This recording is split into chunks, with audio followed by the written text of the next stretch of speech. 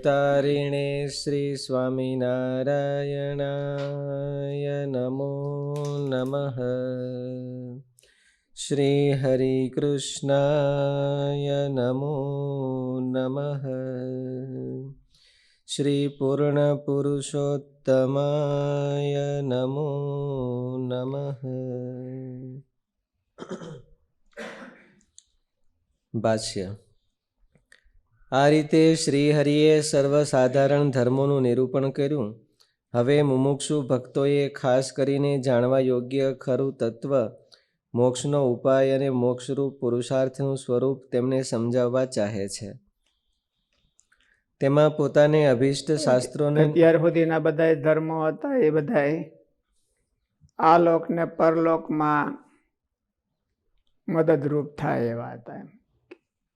સદાચાર પાળે તો સારું થાય, પાપ ન થાય, દંડ ન ભોગવવો પડે એવું. હવે મોક્ષના ઉપાયના આ બધા આજ્ઞાઓ છે. મોક્ષનો ઉપાય કેમાંથી મળે તો શાસ્ત્રોમાંથી મળે. આ રીતે શ્રી હરિએ સર્વસાધારણ ધર્મોનું નિરૂપણ કર્યું. હવે મુમુક્ષુ ભક્તોએ ખાસ કરીને જાણવા યોગ્ય ખરું તત્વ, મોક્ષનો ઉપાય અને મોક્ષરૂપ પુરુષાર્થનું સ્વરૂપ તેમને સમજાવવા ચાહે છે. તેમાં પોતાને અભિષ્ટ શાસ્ત્રોને નામ નિર્દેશ સાથે જણાવે છે કે જે શાસ્ત્રોને શબ્દ પ્રમાણ માનવામાં આવ્યા છે, જેમાં ભ્રાંતિ કે છેતરપિંડીની કોઈ સંભાવના જ નથી, એવા વેદો જેનું મૂળ છે, વળી જે વેદ પ્રતિપાદ્ય સિદ્ધાંતોનું પોષણ પ્રસારણ કરે છે, તે શાસ્ત્રોને મધ્યે કેટલાક શાસ્ત્ર વેદોની જેમ પોતાને ઈષ્ટ ગમે છે તે જણાવતા શ્રીહરિ કહે છે, વેદાશ્ચ વ્યાસ સૂત્રાણી. સંસ્કાર આદિને પોતપોતાના ગૃહ્ય સૂત્રને અનુસારે કરવાનું શ્લોક નંબર 91માં કહ્યું. તેમાં શાસ્ત્રનો આધાર બતાવવાનો પ્રસંગ ઊભો થયો. તે પછી તો વેદ અને તેને અનુસરનારા તથા તેના સિદ્ધાંતોનું પોષણ કરનારા અનેક શાસ્ત્રો તરફ શ્રીહરિની દ્રષ્ટિ ગઈ. પછી તે ગ્રંથોમાં કેટલાકના ઉપર પોતાનો વિશેષ પ્રેમભાવ બતાવે છે. 4 વેદ, વ્યાસ સૂત્ર, શ્રીમદ ભાગવત પુરાણ, મહાભારતમાં રહેલા વિષ્ણુ સહસ્ત્રનામ સ્તોત્ર, ભગવદ્ ગીતા, વિદુર નીતિ, સ્કંદ પુરાણના વૈષ્ણવ ખંડમાં રહેલું શ્રી વાસુદેવ મહાત્મ્ય તથા ધર્મશાસ્ત્રોમાં રહેલી યાજ્ઞવલ્ક્ય સ્મૃતિ, આ 8 શાસ્ત્ર તે અમને અભિષ્ટ છે.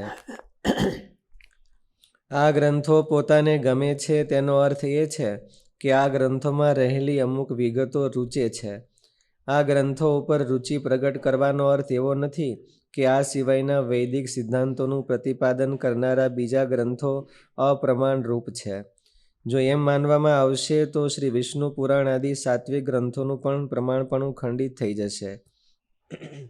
વિષ્ણુ પુરાણ છે, રામાયણ છે, એટલે આમ તો સતશાસ્ત્રો તો મહારાજે એને માનેલા છે કે જેમાં ભગવાનના અવતાર અને એના ચરિત્રો અને એનું સાકારપણું પ્રતિપાદન કરતા હોય એવા તમામ ગ્રંથો છે એ સતશાસ્ત્રો કહેવાય. પણ એમાં વિશેષ સતશાસ્ત્રો ઘણા છે. એમાં આ 8 સતશાસ્ત્રો છે એ મહારાજને વિશેષ પ્રિય છે.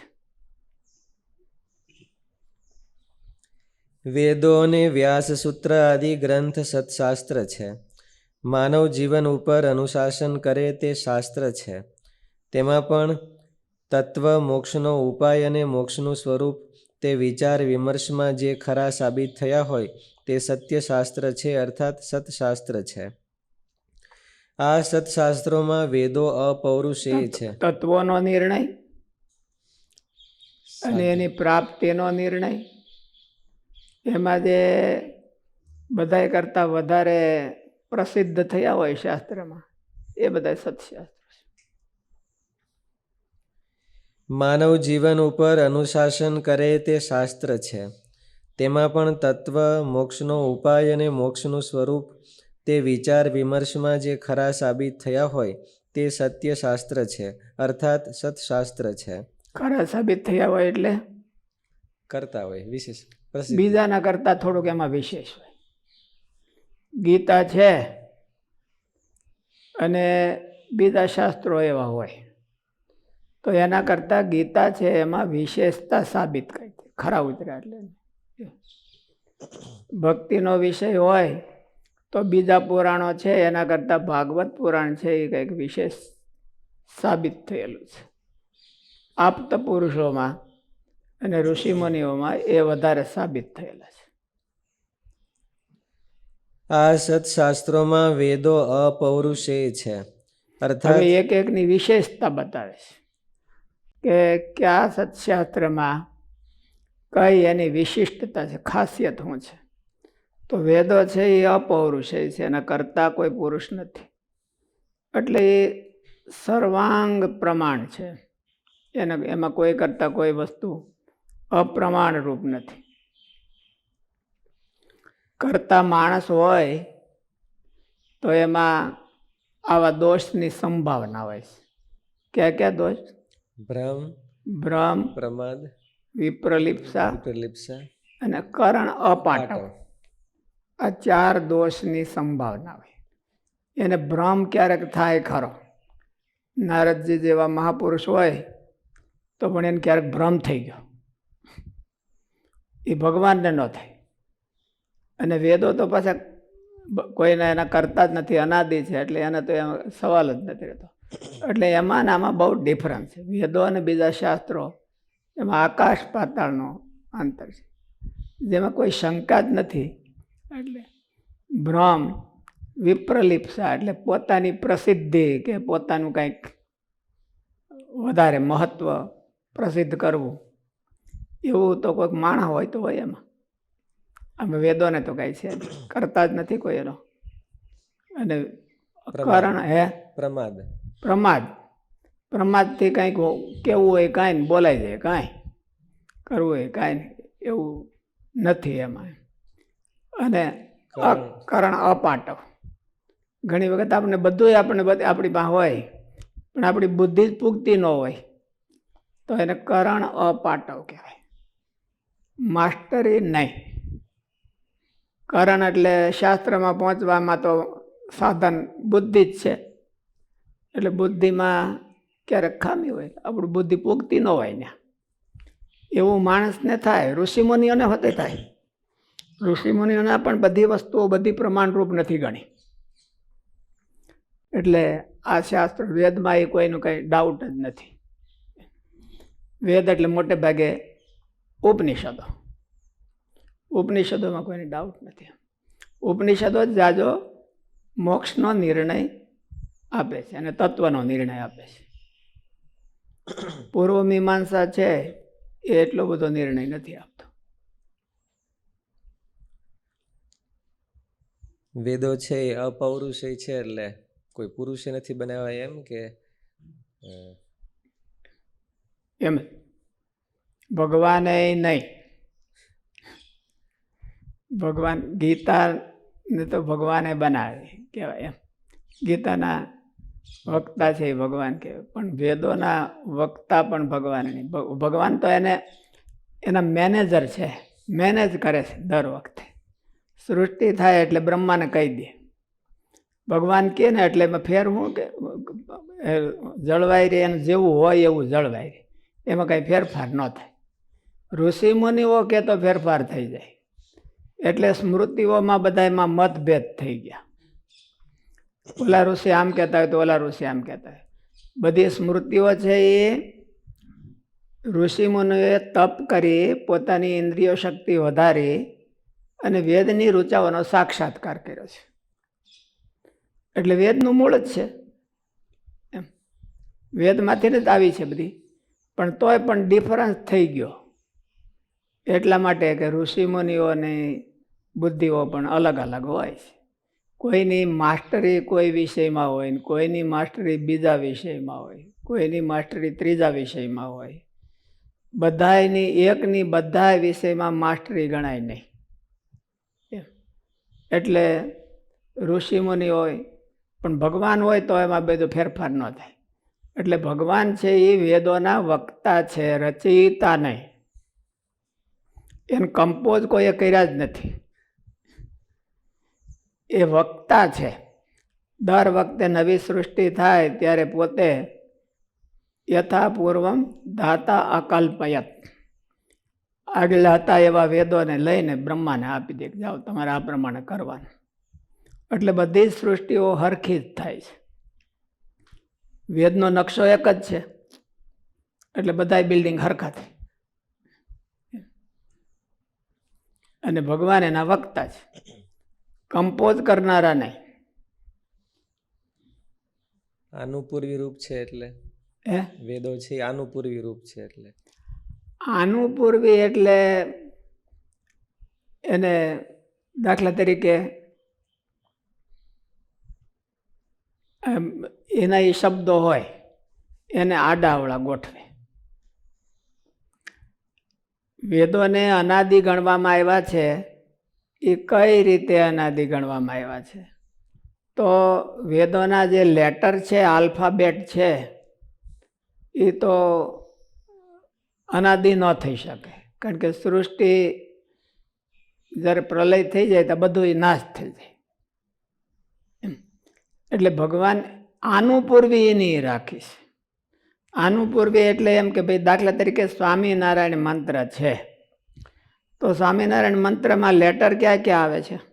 સ વ એ તો એ જ આવે છે, જે 52 અક્ષરો છે એમાંથી જ, બીજા કોઈ નથી.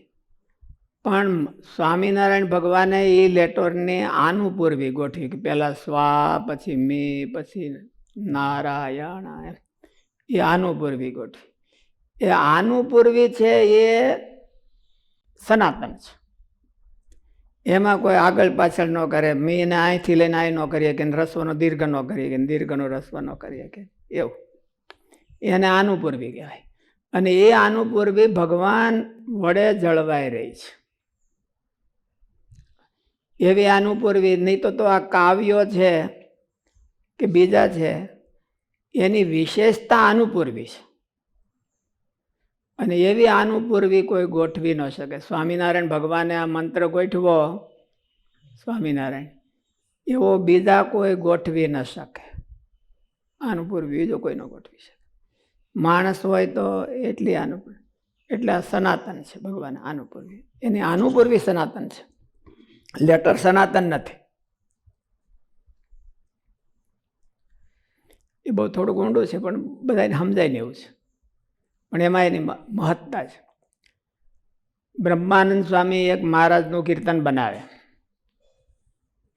અને આધુનિક છે પ્રેમાનંદ સ્વામી એક મહારાજનું કીર્તન બનાવે, અને આધુનિક કવિઓ જોડકણાકાર કહેવાય આપણે એને.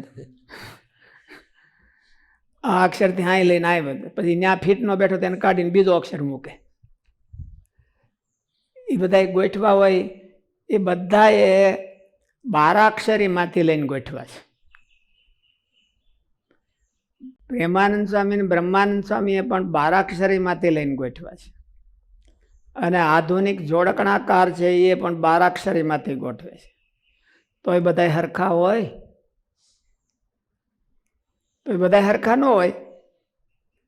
મહારાજે વચનામૃત કીધા અને બીજા એના કરતા પણ હારા એમ કે ફિલોસોફીના સ્ટેટમેન્ટ વાપરે, પણ આનું પૂર્વી શ્રીજી મહારાજે ગોઠવેલી કહેવાય. અને આનું પૂર્વી કહેવાય. અત્યારની ભાષામાં કમ્પોઝ કહેવાય, અને આનું પૂર્વી કહેવાય. ક્રમ, અક્ષરોનો ક્રમ. અને એ કોણે ગોઠવો છે? એમાં શ્રેષ્ઠમાં શ્રેષ્ઠ કોનો ક્રમ કહેવાય? તો શ્રેષ્ઠમાં શ્રેષ્ઠ જ્યાં સુધી એના કોઈ ગોઠવનારા માણસ હોય તો એમાં ખામીની શક્યતા છે. ભગવાન હોય તો ખામીની શક્યતા નથી. એના કરતાંય ભગવાને બનાવ્યા હોય તો એ ઘસાય ક્યારેક જાય, આવા લેટર ને એવું બધું તો ઘસાઈ જાય. પણ આનું પૂર્વી ભગવાને અનાદિની ગોઠવી છે. ભગવાનના સંકલ્પથી કયો કે જે કયો એ ભગવાને અનાદિ છે, વેદો અનાદિ છે, એટલે આનું પૂર્વી ભગવાને ગોઠવી છે. અને આનું પૂર્વીનું મહત્વ છે. બ્રહ્માનંદ સ્વામીના કીર્તનનું અને બીજાના કીર્તનનું મહત્વ છે. બ્રહ્માનંદ સ્વામીને એ આનું પૂર્વી સાક્ષાત્કાર થયો હોય. ભગવાનને પ્રેમાનંદ સ્વામીએ કીર્તન બનાવ્યું હોય કે લાગે તો રે ને એના મોસે સાવરા ગુમાને. તો એ પ્રેમાનંદ સ્વામી લખવા બેઠા હોય અને બારાક્ષરી તૈયાર કરીને કે ક્યાં કયો શબ્દ કયો હારો હારે, એ ડિક્શનરીમાંથી કે કોષમાંથી નથી શબ્દો કાઢ્યા. એ આનું પૂર્વે એને ભગવાન તરફથી પ્રાપ્ત થઈ કે આમ ચિંતન કરતા હોય ને ભગવાન એને સાક્ષાત્કાર થાય. વિશ્વામિત્ર ઋષિ છે એ ગાયત્રી મંત્રના ઓલા શું કહેવાય, અધિષ્ઠાતા દેવ, હે અધિષ્ઠાતા નહીં, એના રચિત સાક્ષાત્કાર કરતા. ગાયત્રી મંત્ર તો વેદોનો છે. વેદોમાંથી પછી ઋષિમુનિઓ પોતાના બધા એના રિસીવર લગાવે અને એમાંથી સાક્ષાત્કાર કરે. ઋષિમુનિઓ બધા સાક્ષાત્કાર કરતા છે, રચયિતા નહીં. વેદો તો બહુ મોટા છે એટલે એમાંથી જે સત્ય, જે સારી હકીકત એને સાક્ષાત્કાર થઈ એટલે ઋષિમુનિએ લખી લીધા. મનુ ભગવાને લખી હોય મનુસ્મૃતિ કહેવાની, પરાશર ભગવાને લખી હોય પારાશર સ્મૃતિ કહેવાની, પણ એને સાક્ષાત્કાર થયો હોય. એમ પ્રેમાનંદ સ્વામીને એ ચિંતન કરતા હોય મહારાજનું, તો એને એકદમ ભક્તિ ઉભરી આવે અને એને સાક્ષાત્કાર થાય. મહારાજના નેત્રો કેવા છે, મહારાજની ચાલ કેવી છે, મહારાજના લટકા કેવા છે, અને એમાં હું આમ અભિવ્યક્ત થાય છે, એ એને સાક્ષાત્કાર થાય. એટલે એ સીધા સાક્ષાત્કારને નોંધી લે અને શબ્દો ગોઠવવા નથી પડ્યા.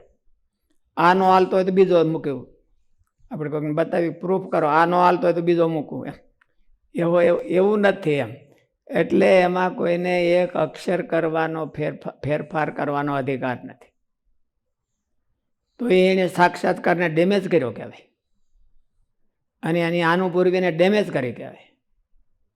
એટલે એ બધા નંદ સંતોના કીર્તનો છે એ વેદ તુલ્ય ગણાય. એટલે એમાં કોઈ ફેરફાર ન કરવો જોઈએ. ખરેખર તો પ્રમાણિકપણે જો શ્રદ્ધા હોય ને આસ્તિકતા હોય તો એમાં ફેરફાર ન કરાય. પોતાને ફીટ ન બેઠું તો આ શબ્દ લઈને આ મૂક્યો ને આ શબ્દ લઈને આ મૂક્યો, એવું ન કરાય. પોતાને ફીટ ન બેહતું હોય તો એને ફીટ કેમ બેહારવું એ ગોતવાનું.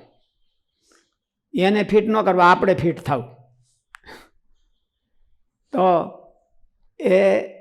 એની એના વિશે ભક્તિ કહેવાય અને એ બરાબર કહેવાય.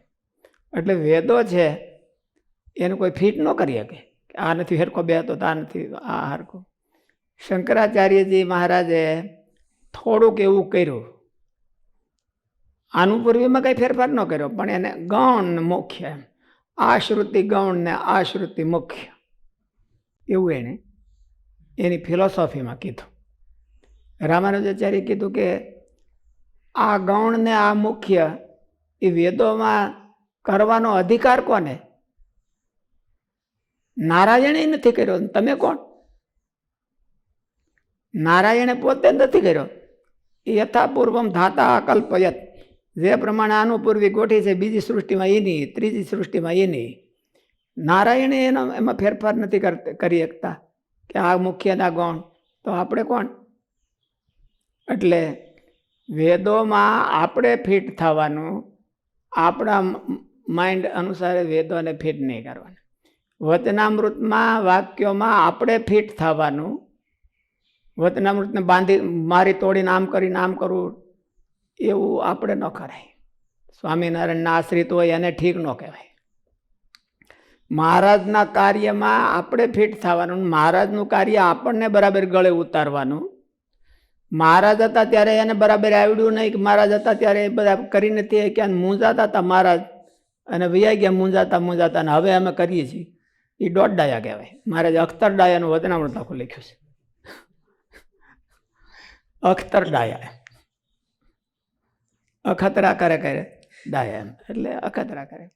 મહારાજ છે એ ને કરવું તો આવું કેવું અમે કરી છે ટાણી, એવું પણ મહારાજ કરી નહોતા એ કે એવું મહારાજના આશ્રિતો હોય તો એ ઘણા કહેતા હોય એવું, તો એ અખ્તરડાયા કહેવાય. મહારાજની માન્યતા, મહારાજની ક્રિયા, મહારાજે જે કર્યું હોય એમાં જે આપણે કાંઈ ફેરફાર કરવો એ અખ્તરડાપણ કહેવાય. વેદોમાં ફેરફાર કરવો એ અખ્તરડાપણ કહેવાય. નંદ સંતોના કીર્તનોમાં કે એમાં કાંઈ હળી કરવી એ અખ્તરડાપણ. સ્વામીની વાતોમાં હળી કરવી એ અખ્તરડાપણ જ કહેવાય. એને સાક્ષાત્કાર થયો છે ને એને લખ્યું છે. એને એ કાંઈ તમારા હાટું કમ્પોઝ કરવા બેઠા નથી. એને જે સાક્ષાત્કાર મહારાજનો થયો તો એ એને લખી નાખ્યું, બોલી નાખ્યું. એટલે પછી હામાં બેઠા હતા એને લખી નાખ્યું. એટલે એમાં આપણે હળી કરીએ તો એ આપણું અખ્તરડાપણ કહેવાય, એ ન કરાય એવું. એણે કીધું છે એનો વિચાર કરવાનો કે આમાં કેમ આપણને ફીટ બેહે, કારણ કે એ આપણા કરતાં મોટા હતા, અને ફીટ કેમ બેહે એવો વિચાર કરવાનો. આપણે એમાં ફીટ બેહવાનું કે એને આપણા ફીટ બેહારવાનું. આપણું મગજ થોડું ઘણું આમ આગું પાછું રહેતું હોય તો એમાં ફીટ બેસાડવાનું, એવું કરવાનું. એટલે એને આનુપૂર્વી કહેવાય. આનુપૂર્વી બે પ્રકારે હોય છે. એક પોતાની બુદ્ધિની દાપણથી કરેલી આનુપૂર્વી હોય, અને એક સાક્ષાત્કારી પુરુષો હોય અને સાક્ષાત્કાર થયેલો હોય. તો મહારાજ આનંદ સંતો હતા એ મહારાજના સાક્ષાત્કારીઓ હતા. મહારાજનું તો કંઈ વાત જ ન કહેવાય. વચનામૃત લખ્યું એ મહારાજે પોતે લખ્યું છે, એટલે મહારાજનું કરેલું કંપોઝ છે, એટલે આનુપૂર્વી છે. એક શબ્દ લઈને આઈ મૂકે ને આઈ લઈને આઈ મૂકે એવું ન કરે. એમાં કાંઈ ફેરફાર નહીં, એવું ને એવું રહેવા દેવું છે. એને ઘટાવવું કે એમ હવળું ડિવેલ્યુએશન કર્યા વિના, ઘણા એવું ઘટાવે તો પાછું ડિવેલ્યુએશન કરી નાખે કે આ એને આવડ્યું નહોતું, તમે કરીએ છીએ આ બરાબર છે. એટલે નિષ્કુળાનંદ સ્વામીનું ડિવેલ્યુએશન કર્યું કહેવાય. આપણે એમાં હળી કરીને ક્યાંક નવીન કરીએ, એનું ગૌરવ ન વધારીએ અને એની બ્રાન્ડ ન વધારીએ, અને એવો અર્થ આપણે ક્યાંક આપણી બુદ્ધિના ડાપણથી, અક્ષર ડાપણથી કરીએ તો એનું ડિવેલ્યુએશન કર્યું. નિષ્કુળાનંદ કાવ્યમાં આપણે એમ ફેરફાર કરી કે ના અહીંયા તો આમ હોય ને અહીંયા આમ હોય. મુક્તાનંદ સ્વામીના કીર્તનમાં કે પ્રેમાનંદ સ્વામી કે આ બધા બ્રહ્માનંદ સ્વામીના કીર્તનમાં આપણે ફેરફાર કરીએ તો એ ડિવેલ્યુએશન કર્યું, સારું ન કહેવાય. એટલે જ મહારાજની ધૂનમાં મી લાંબો ટૂંકો કરીએ તો સ્વામી બહુ શાસ્ત્રીજી મહારાજ બહુ ખીજાતા ને સ્વામિનારાયણ ધૂનમાં. હા, સ્વામી ધૂનમાં જરાય હાલવા ન દે. સ્વામી એમ કોઈક બોલે. એક વખત અમારે ભગતે, અક્ષર ભગતે શરૂ કરી કે સ્વામી નારાયણ, ઓલા લેટિન વાળા બોલે ને ગોળે. લેટિન વાળાને તો ખબર નથી, બિચારા એ ગમે તેમ આડાવડું બોલે એટલે ભગવાન સ્વીકારી લે. પણ અક્ષર મરડાવો ન જોઈએ. મરડી ઠડી અને તાલમાં બેહારે એ અક્ષર ડાપણ કહેવાય. ભગત એ કીર્તન હોતે ભગત બોલતા હોય છે ને, ભગત એમ કે ઓલું તારા ઓલી ક્યું બોલે છે ભગત, એ પણ મને તમારી જોડે બોલતા નથી આવડતું, મળતા ઠવડતા આવડતું નથી. ઓલું હરિહૈયાના હાર છો જીરે તમે હરી, એને હોતે ક્યાંક મળે ઠવડે છે. હા, એટલે મળવાનો ઠવડવાના ન હોય, જેવો હોય એવો જ અક્ષર બોલે તો એ ફીટ પણ બહુ લાગે, બહુ સારું લાગે. એટલે સ્વામી મહારાજની ધૂનમાં તો ખાસ જરાય ન હાલવા દેતા, કીર્તનમાં ન હાલવા દેતા સ્વામી. વેદો અને વ્યાસ સૂત્ર આદિ ગ્રંથ સત્શાસ્ત્ર છે. માનવ જીવન ઉપર અનુશાસન કરે તે શાસ્ત્ર છે. એ ઋષિ મુનિઓએ બનાવેલા હોય તો પણ આપણા કરતાં મોટા અને એના રિસીવર આપણા કરતાં સ્ટ્રોંગ હતા. એટલે એણે જે સાક્ષાત્કાર કર્યો હોય એમાં ફેરફાર કરતાં ક્યારે ફેરફાર કરી શકાય કે એકાબીજાના ક્રોસિંગ થતા હોય અને એકાબીજાનો વિરોધ થતો હોય તો શક્ય હોય તો જેમનો તેમ રાખી અને વિરોધનું સમાધાન કરવાનું. આ દેવદત્ત નાનો છે ને આ દેવદત્ત ગૌઢો છે, તો નાનોય હોય ને ગૌઢોય હોય એવું બે બને? એવું ન બને. પણ એને કેવી રીતે સમાધાન કરવાનું કે 50 વર્ષ પહેલા નાનો હતો ને અટાણે ગૌઢો થઈ ગયો તો હોય શકે એકનો એક. એટલે એવી રીતે વિરોધનું સમાધાન કરવાનું. પણ ઓલો ખોટો અને ઓલો સાચો એ કઈ ખોટો ન કહેવાય. એટલે આ કીર્તનોમાં ને એમાં વિરોધાભાસ હોય ક્યાંય આપણને લાગતો હોય તો આવું કરાય. વેદો અને વ્યાસ સૂત્ર આદિ ગ્રંથ સત્શાસ્ત્ર છે. માનવ જીવન ઉપર અનુશાસન કરે તે શાસ્ત્ર છે. તેમાં પણ તત્વ, મોક્ષનો ઉપાય અને મોક્ષનું સ્વરૂપ તે વિચાર વિમર્શમાં જે ખરા સાબિત થયા હોય તે સત્ય શાસ્ત્ર કરતા બેટર સાબિત થઈ ગયા હોય. આપ્ત પુરુષોમાં બેટર સાબિત થઈ ગયા. વ્યાસ ભગવાન મહારાજ એટલા માટે કીધું વ્યાસ સિદ્ધાંત બોધ. વ્યાસ ભગવાનની દ્રષ્ટિએ જે બેટર સાબિત થયા હોય એ સત્શાસ્ત્રો ગણાય. નિર્ણય તો બધાએ આપતા હોય. આગળ ઓલું આવ્યું હતું ને 8 સત્શાસ્ત્રોમાં કે સ્મૃતિઓ ઘણી છે. ઓલું યાજ્ઞવલ્ક્ય સ્મૃતિ ને બીજી સ્મૃતિ ને બધી સ્મૃતિઓ ઘણી છે. પણ ધર્મ નિર્ણયમાં ઋષિમુનિઓની દ્રષ્ટિએ યાજ્ઞવલ્ક્ય બેટર સાબિત થયા. નીતિઓ પણ ઘણી છે. કાલે આપણે ગણાવી હતી કે બધી નીતિઓ છે, પણ એમાં નીતિ વિદુરજીની બધાય કરતા જે ભક્ત સમાજમાં અને ભગવાનના સમાજમાં એ વિદુરજી બેટર સાબિત થયા. માનવ જીવન ઉપર અનુશાસન કરે તે શાસ્ત્ર છે. તેમાં પણ તત્વ, મોક્ષનો ઉપાય અને મોક્ષનું સ્વરૂપ તે વિચાર વિમર્શમાં જે ખરા સાબિત થયા હોય તે સત્ય શાસ્ત્ર છે, અર્થાત સત્શાસ્ત્ર છે. આ સત્શાસ્ત્રોમાં વેદો અપૌરુષેય છે, અર્થાત કોઈ વ્યક્તિ વિશેષના રચેલા નથી. બધાય કરતા શિરમોડ છે. વેદોમાં બધાય વેદોનું તો કંઈ હોતું નથી, પણ જાજો નિર્ણય કરનારા ઉપનિષદો છે તે ઉપનિષદોને શિરમોડ કહેવાય.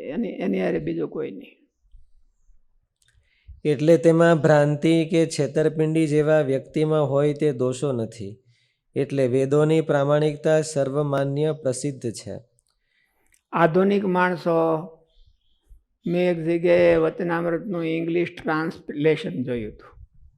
ગુજરાતીમાં તો કોઈ નથી ફેરફાર કરી શકતા, એટલે બહુ વાંધો બધા જાણતા હોય, પણ આપણને એમ લાગે કે વચનામૃત હાવ કાંધ માર્યું છે. એમાં બધું ઓલું કરી નાખ્યું હોય, કેટલું ફેરફાર કરી નાખ્યું. જેમ બ્રહ્મસૂત્રમાં ફેરફાર કરે એમ ઘડે.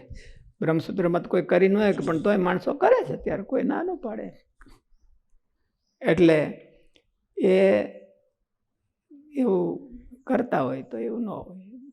આમાં શંકા નથી વેદોમાં. સત્શાસ્ત્રના રૂપમાં પ્રસિદ્ધ તે 8 ગ્રંથોની અન્ય કરતાં વિશેષતા શું છે કે જેને લીધે તે શ્રીહરિના પ્રેમ ભાજન થયા? તેમાં વેદોની વિશેષતા એ છે કે તેને જાણતા હોય કે ન જાણતા હોય, બધા જ માનવ સમાજનું તે વેદો શુભ મંગળ કરે છે. તેમજ જન્મ આપનારી એના કરતાં એમ કે એમ બહુ વધારે વિશેષતા એ કે એને સાંભળવાથી જ કલ્યાણ થાય. અર્થ જાણે કે ન જાણે. અને કોઈક એને જાણે તો જ એનું સારું કરે એવું કાંઈ નહીં, બધા એનું સારું કરે. માં છે એ છોકરાની ઉપર વરસાવે એમ વરે, એવો વેદોનો સ્વભાવ છે. એટલે એ બધા કરતાં શિરમોડ છે. તેમાં વેદોની વિશેષતા એ છે કે તેને જાણતા હોય કે ન જાણતા હોય, બધા જ માનવ સમાજનું તે વેદો શુભ મંગળ કરે છે.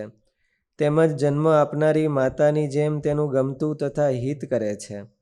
તેને માટે મનુએ કહ્યું છે કે આ બ્રહ્મ વેદ જ્ઞાની અજ્ઞાની સૌને માટે શરણું છે. આ વેદ સ્વર્ગ ચાહનારાને માટે કે શાશ્વત મોક્ષ ચાહનારાને માટે પણ શરણું આધાર છે.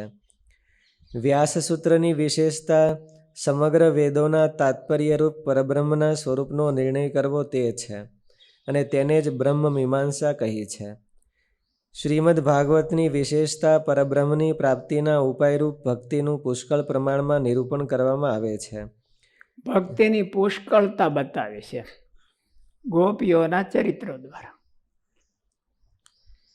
તેમજ ખાસ કરીને ભાગવત ધર્મને સમજાવવા તે શ્રેષ્ઠ છે, કારણ કે ભાગવત ધર્મના નિરૂપણમાં જે ખામી રહી ગઈ હતી તેનો શોક વ્યાસજીએ ભાગવતના પ્રારંભમાં જણાવ્યો હતો. મહાભારતમાં શ્રી વિષ્ણુ સહસ્ત્રનામ સ્તોત્રની વિશેષતા સમગ્ર પુરુષાર્થનો સંપાદક, અતિશય મધુર અને ઘણું નાના ઉપાય કલ્યાણના સાધન જોઈ અતિશય મધુર અને ઘણું નાના ઉપાયના રૂપમાં જે હોવું તે છે. 200 શ્લોક એ નહીં હોય અને ભગવાનના નામ ખાલી અમૃત જ છે એમ, એટલે એની વિશેષતા છે. ગીતાની વિશેષતા સાક્ષાત ભગવાનના મુખથી પ્રગટ થવું અને સર્વશ્રેષ્ઠ પ્રાપ્તિ શરણરૂપ ઉપાયને બતાવવું તેમાં છે. સાધન શ્રેષ્ઠતા છે. સાધન જેવું ગીતામાં કીધું છે ભગવાનને પામવાનું, અને એની સોલિડતા કીધી છે એવું બીજા શાસ્ત્રોમાં નથી. વિદુર નીતિની વિશેષતા વિદુર જેવા વક્તાની વિલક્ષણતામાં અને ધર્મપરાયણતામાં છે. વાસુદેવ મહાત્મ્યની વિશેષતા પરબ્રહ્મરૂપ દેવતાની શરણાગતિમાં છે. યાજ્ઞવલ્ક્ય સ્મૃતિની વિશેષતા બીજી સ્મૃતિઓની અપેક્ષાએ અધ્યાત્મ સંબંધી વિચારોની અધિકતામાં છે. યાજ્ઞવલ્ક્ય ઋષિ પોતે તત્વવેતા હતા એટલે. કારણ કે તેમાં યતિ ધર્મ નિરૂપણના પ્રકરણમાં જીવાત્માનું સ્વરૂપ, બ્રહ્મ સ્વરૂપ, મુક્તિના ઉપાયનું સ્વરૂપ અને અર્ચિરાદી માર્ગનું નિરૂપણ વગેરે વિષયોની ચર્ચા ઘણી કરી છે. વળી તેના રચયિતા યાજ્ઞવલ્ક્ય ઋષિ બ્રહ્મવેતામાં મુખ્ય ગણાય છે.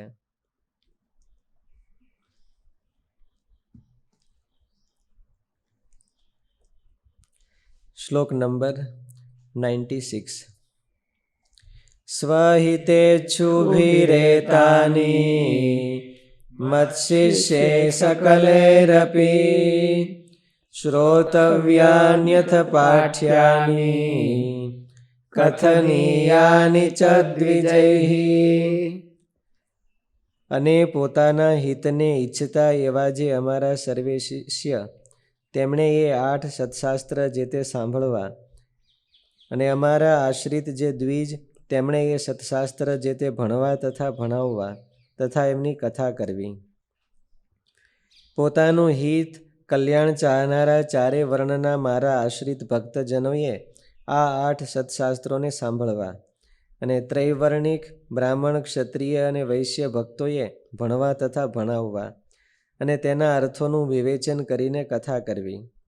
વાલ્મીકી ઋષિ વિરચિત રામાયણમાં કહ્યું છે કે આને ભણનાર બ્રાહ્મણ શ્રેષ્ઠ વક્તા વિદ્વાન થાય છે. જો પવિત્ર ક્ષત્રિય ભણે તો રાજા બને છે. વણિકજન વૈશ્ય આને ભણે તો પુણ્યના ફળ સમૃદ્ધિને પામે છે, અને શ્રવણ કરનાર શૂદ્ર પણ સુખની મહત્તાને પામે છે. ભગવદ્ ભક્ત કવિઓએ લોકભાષામાં રચેલા સદગ્રંથોનો પાઠ શૂદ્રોએ કરવો તથા આધુનિક કવિઓએ સંસ્કૃત ભાષામાં શ્રી કૃષ્ણ ભગવાનના સ્તોત્ર આદિ જે રચેલા પદ્યો હોય તેનો પાઠ કરવો. પ્રાકૃત ભાષા લોકભાષામાં રચાયેલા ભગવાન સંબંધી સદગ્રંથોનો પાઠ કરવાથી, વાંચવાથી શૂદ્રોને પાઠનું ફળ ઓછું મળે એવી શંકા ન કરવી. ઋષિઓએ રચેલા અને પ્રાકૃત ભક્તોએ રચેલા સ્તોત્રોથી સ્તુતિ કરવી, આવું ભાગવતનું વાક્ય આગળ કહેવાઈ ગયું છે. તેનાથી એ નિશ્ચિત થાય છે કે લોકભાષામાં રચાયેલા ગ્રંથોને પૌરાણિક સ્તોત્રોને તુલ્ય ગણ્યા છે. તેથી જ પૌરાણિક સ્તોત્ર કીર્તનો છે એ બધાય વેદોની રૂચા તુલ્ય છે. વેદોની રૂચાથી જેમ ભગવાનની સ્તુતિ કરતા હોય એવી રીતે ભાગવતની સ્તુતિ હોય તો પણ એ એવા જ છે. અને મહારાજના નંદ સંતોના કીર્તનો છે એ સ્તુતિ તુલ્ય વેદની રૂચાઓ જેવા છે. એનામાં બહુ અમુકના ઉલટા આ કીર્તનોમાં એટલું બધું સ્પષ્ટ પ્રાકૃત ભાષામાં આપી દીધું હોય છે તો ઓલું તમે આખું પુરાણ ફેંદી નાખો તે માંડ એટલું મળે, અને આ એક કીર્તનમાં જ એટલું આપી દીધું. પણ એ કીર્તનના અર્થમાં ધ્યાન રાખતા રાખતા મહારાજની મૂર્તિ સંભાળતા સંભાળતા કીર્તન બોલે અથવા સાંભળે તો એને ફળ એટલું થાય. વેદોનો પાઠ કરે એટલું ફળ થાય. ઓલું આપણે આગળ કથામાં આવ્યું હતું ને કે કાવ્ય છે. યજ્ઞ એમ કલૌ તત હરિકીર્તનાથ, ઓલું કૃતે યદ ધ્યાયતે વિષ્ણોર ત્રેતાયામ યદતો મખૈ દ્વાપરે પરિચર્યાયામ કલૌ તત હરિકીર્તનાથ. ત્રેતાયુગમાં મોટા મોટા યજ્ઞો કરે એને જે ફળ થાય એટલું કળિયુગમાં ધ્યાન રાખીને કીર્તન બોલે એને થાય. આમાં હોતે એવું આવ્યું કે કીર્તન બોલીને ભગવાનને સંભાળે તો એણે વેદનો પાઠ કર્યો હોય એટલું એને ફળ મળે છે. એમાં નંદ સંતોના કીર્તનો તો અદ્ભુત છે. એમાં મહારાજના સાક્ષાત્કાર, કારણ કે એ સાક્ષાત્કારી પુરુષોએ લખ્યા છે અને પોતાનો સોલો સડ્યો ત્યારે લખી નાખ્યા એવું નથી. આપણે હરખું આમ કે આપણે સોલો સડ્યો ત્યારે હાલો જોડકણું એક જોડી દઈ, અથવા તો કોકનું સાંભળ્યું એટલે જોડકણું જોડી દઈ, એવા નંદ સંતોના કીર્તનો નથી. નંદ સંતોના કીર્તનો તો જ્યારે જ્યારે એને મહારાજનો વિશેષ સાક્ષાત્કાર થયો હોય, મહારાજ તો ક્યાંય હોય ગઢપુરમાં અને સંતો ક્યાંય ગામડે ફરતા હોય, એને વિરહમાં જેમ અગ્નિ લાગે જાગ્યો હોય હૃદયમાં, અને મહારાજ એને એમ સાક્ષાત્કાર થયા હોય એટલે એને કીર્તન લખી નાખ્યા. એ લખાઈ ગયા હોય છે એનાથી કીર્તનો. એટલે એ વેદો કરતાં પણ એક ડગલું આગળ છે. વેદો કરતાં એક ડગલું આગળ. શું કરવાને? વેદની સ્તુતિ તુલ્ય કીધું છે કે અલૌકિક અવિગિત શિષ્ટાચાર છે એ વેદની શ્રુતિ તુલ્ય છે. વેદની શ્રુતિ કરતાં પણ વધારે વિશ્વાસ કરવા યોગ્ય છે. શું કરવાને? કે વેદની શ્રુતિઓના અર્થ કરવામાં ક્યારેક માણસ ભૂલ ખાઈ જાય, બહુ અઘરા છે. વેદથી હોય આગળ તો હોઈ શકે નહીં, તો પણ એના અર્થ કરવા બહુ અઘરા છે. એટલા માટે પ્રાકૃત માણસોને તો આ વેદની શ્રુતિ કરતા આગળ છે. અવિગિત હોવા જોઈએ અને અલૌકિક હોવા જોઈએ. એટલે નંદ સંતોએ જે કીર્તનો બનાવ્યા છે એ વેદની સ્તુતિઓ અને રૂચાઓ જેવા છે કે એમાં મહારાજનું કેવું સરસ વર્ણન કર્યું હોય, કેવો ભાવ નિરૂપણ કર્યો હોય, મહારાજના પોતાનો ભાવ નિરૂપણ કર્યો હોય. એને સમજતા સમજતા જો એ કીર્તનો બોલે અથવા સાંભળે તો એને વેદ પાઠનું ફળ થાય છે, એને યજ્ઞનું ફળ થાય છે. એવું આપણા શાસ્ત્રો કહે છે, કોઈ માણસ નથી કહેતો.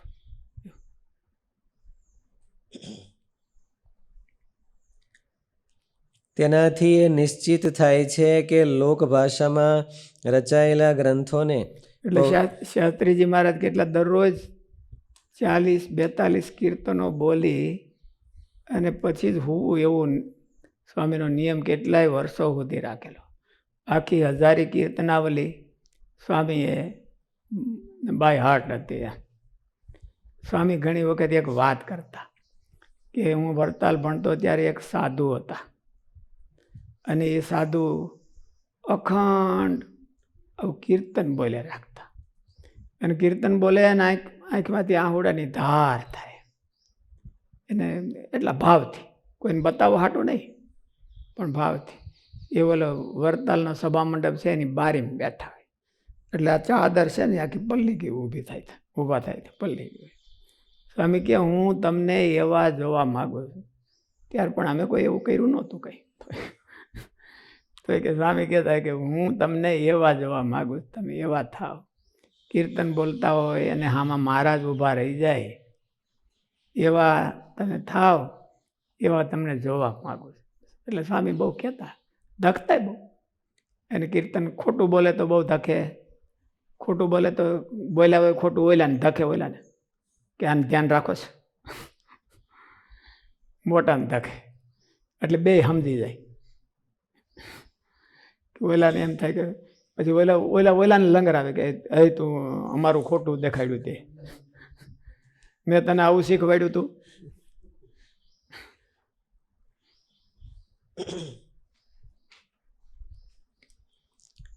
તેનાથી એ નિશ્ચિત થાય છે કે લોકભાષામાં રચાયેલા ગ્રંથોને પૌરાણિક સ્તોત્રોને તુલ્ય ગણ્યા છે. તેથી જ પૌરાણિક સ્તોત્રનો પાઠ કરવાથી જે ફળ મળે, સાક્ષાત્કારી પુરુષોના હોવા જોઈએ, જોડકણા બનાવેલા હોય એના નહીં. ઘણા હોય જોડકણા બનાવેલા હોય ને એટલે એ તરત જ દેખાય આવે કે આપણને કાનમાંથી આગા ભાગે, અંદર ન જાય કોઈ વાત. તેથી જ પૌરાણિક સ્તોત્રનો પાઠ કરવાથી જે ફળ મળે તે ફળ પ્રાકૃત ભાષાના સ્તોત્ર પાઠથી પણ મળે જ છે. ગૌડ પંડિતો તો પૌરાણિક મંત્ર અને સ્તોત્રોનો પાઠ કરવાની શૂદ્રોને પણ છૂટ આપે છે. તેમાં તો તેમનો શિષ્ટાચાર જ પ્રમાણરૂપ છે. કોને છૂટ આપે છે? ગૌડ શૂદ્રોને છૂટ આપે છે. શેની છૂટી આપી? ગૌડ પંડિતો તો પૌરાણિક મંત્ર અને સ્તોત્રોનો પાઠ કરવાની શૂદ્રોને પણ છૂટ આપે છે. સ્તોત્રના પાઠની હોતે તેમાં તો તેમનો શિષ્ટાચાર જ પ્રમાણરૂપ છે. ગૌડ પંડિતો એટલે સાઉથના પંડિતો, એ બધા ગૌડ પંડિતો કહેવાય છે. એને એટલે કે એમાં શિષ્ટાચાર છે, એટલે હકીકતમાં તો શાસ્ત્રમાં તો ના પાડી છે, પણ શાસ્ત્રમાં ન હોય તો ક્યારેક મોટા પુરુષોએ શિષ્ટાચાર ચલાવ્યો હોય તો એ પ્રમાણરૂપ ગણાય છે. ભાષ્ય. પણ વ્યાજબી હોવો જોઈએ. હા, હાજા ફાડ શિષ્ટાચાર ન હોય.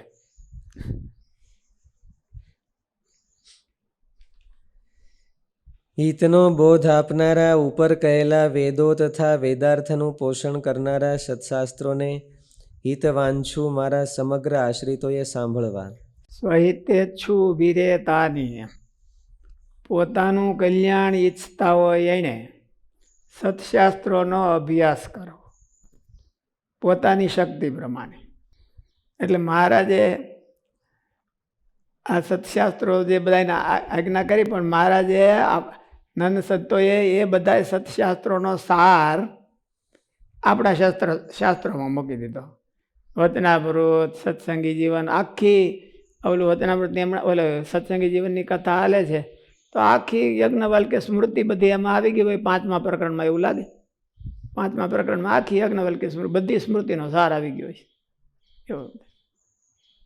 એટલે આપણા સત્શાસ્ત્રો છે, નિષ્કુળાન કાવ્ય, વચનામૃત, સ્વામીની વાતો, સત્સંગી જીવન, તો બધા 68 સત્શાસ્ત્રો આવી ગયા. એનો અભ્યાસ રાખવો જોઈએ. સ્વહિતેચ્છુ વિરેતાની મત્શિષ્ય સકલય રપી, શ્રોતવ્યાની અથ પાઠ્યાની કથનીયાની ચદ્વિજય. કાંઈની કથા કરવી, કાંઈને સાંભળવા, કાંઈ એનો પાઠ કરવો, કાંઈક કરવું પોતાનું હિત ઈચ્છતા હોય તો. નકરી સાધુની વાતો સાંભળી નહીં રાખવાની હો. સાધુ ક્યારેક ગડબડે ઓલો ઘીહરાન માર્ગે ચડાવી દે તો. એટલે સત્શાસ્ત્રોને હારે રાખીને સાંભળવી. એટલે સ્વામીજીએ ક્યાંય આડાવડા બીજી એક્ઝિટમાં વ્યા જતા હોય તો પછી ત્યાં આપણે જવાની જરૂર નહીં. બોલા શાસ્ત્રો કે તમે આ એક્ઝિટમાં આવેલા હોય ત્યાં જવાની જરૂર નથી. સ્વામીજીને તો ગેસ પુરાવવો તો એટલે અહીંયા જાય છે.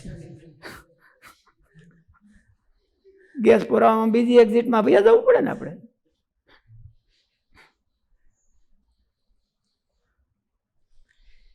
હિતનો બોધ આપનારા, ઉપર કહેલા વેદો તથા વેદાર્થનું પોષણ કરનારા સત્શાસ્ત્રોને હિતવાંછુ મારા સમગ્ર આશ્રિતોએ સાંભળવા. અને જે અધ્યયન કરવામાં સમર્થ હોય તેણે અધિકાર પ્રમાણે ભણવા, અને જે તેનું વ્યાખ્યા વિવેચન કરી શકે તેવા હોય તેમણે તેનું વ્યાખ્યાન, પ્રવચન વગેરે કરવું. 3 સ્ટેજ. સાંભળવામાં તો બધા અધિકારી છે. ભણ્યા પછી એનું વ્યાખ્યાન કરવું, એને ઓલું હાજાફાડ થઈને તોડી નાખવા એવી રીતે વ્યાખ્યાન ન કરવું, એનું ગૌરવ વધારે એવું વ્યાખ્યાન કરવું, એ એક નોખી કળા છે. એટલે એવી કળા ન હોય તો ભણવું નહીં એવું નહીં, ભણવું હોતે. ભણવું એ નોખી કળા છે. એટલે જેની બુદ્ધિ પૂગતી હોય એને એમ કરવું. એમાં ગ્રહસ્થને તો ટાઈમ ન હોય, આપણે ટાઈમ હોય એટલે થોડુંક કરવું એવું વધારે.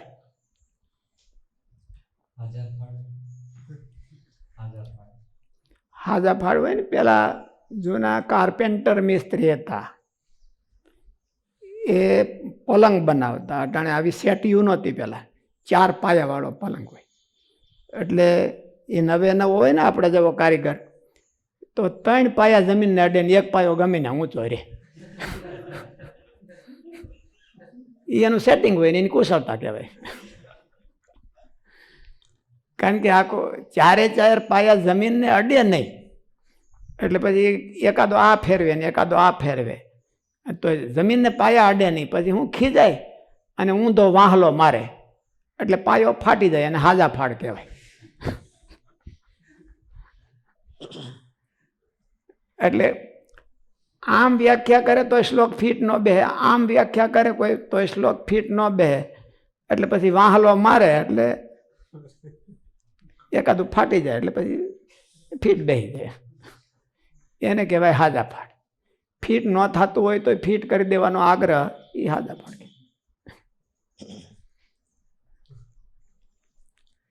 શ્લોક નંબર 97. તત્રાચાર વ્યવૃત્તિ નિષ્કૃતાનાં ચ નિર્ણયે ગ્રાહ્યામિતાક્ષરોપેતા યાજ્ઞવલ્ક્યસ્ય તુ સ્મૃતિઃ.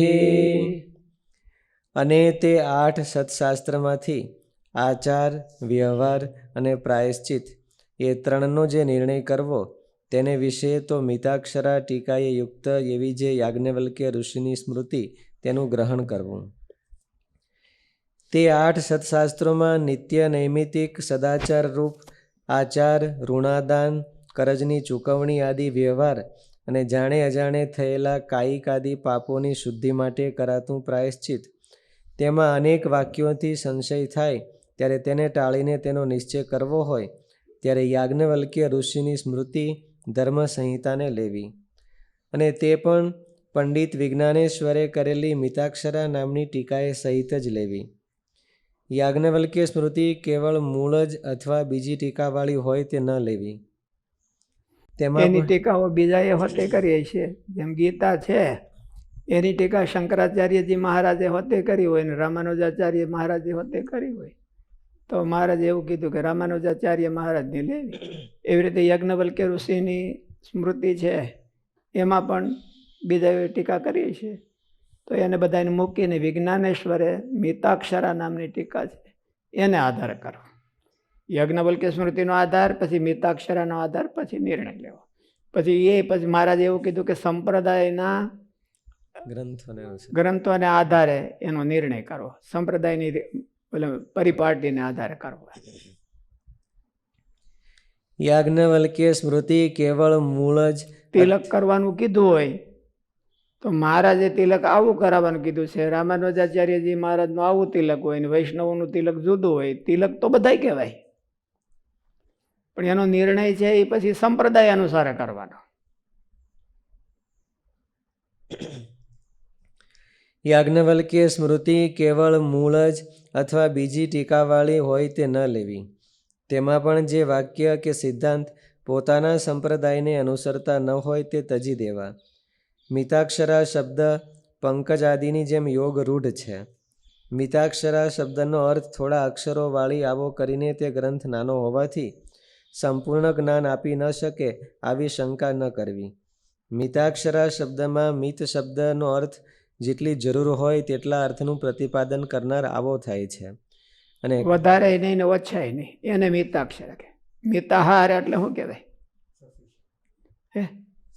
સફિશિયન્ટ, જેટલી જરૂર હોય એટલે. હા ઓછો એવું નહીં અને બહુ વધારે એવું નહીં. એમ મિતાક્ષરા એટલે એનો અર્થ એવો જેટલી જરૂર હોય તેટલા અર્થનું પ્રતિપાદન કરનાર આવો અર્થ થાય છે. અને કલેવરની દ્રષ્ટિએ તો 12,000 જેટલા શ્લોકનો ગ્રંથ છે અને સમગ્ર ધર્મશાસ્ત્રોના અર્થનો તેમાં સંગ્રહ કર્યો છે. તે ગ્રંથમાં જ કહ્યું છે કે આ પ્રમાણે મેં યાજ્ઞવલ્ક્ય ઋષિની સ્મૃતિની મિતાક્ષરા વિવૃત્તિ ટીકા રચી છે તે જરૂર પૂરતા અર્થનું પ્રતિપાદન કરનારી હોવા છતાં પુષ્કળ શાસ્ત્રાર્થોથી ભરપૂર છે.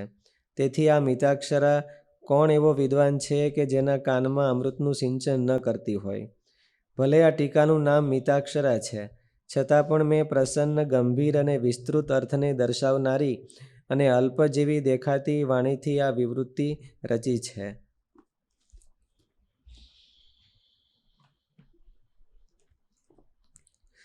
ભાષ્ય. શ્રી હરિએ ધર્મશાસ્ત્રોમાં યાજ્ઞવલ્ક્ય સ્મૃતિ ઉપર આદર ભાવ બતાવ્યો.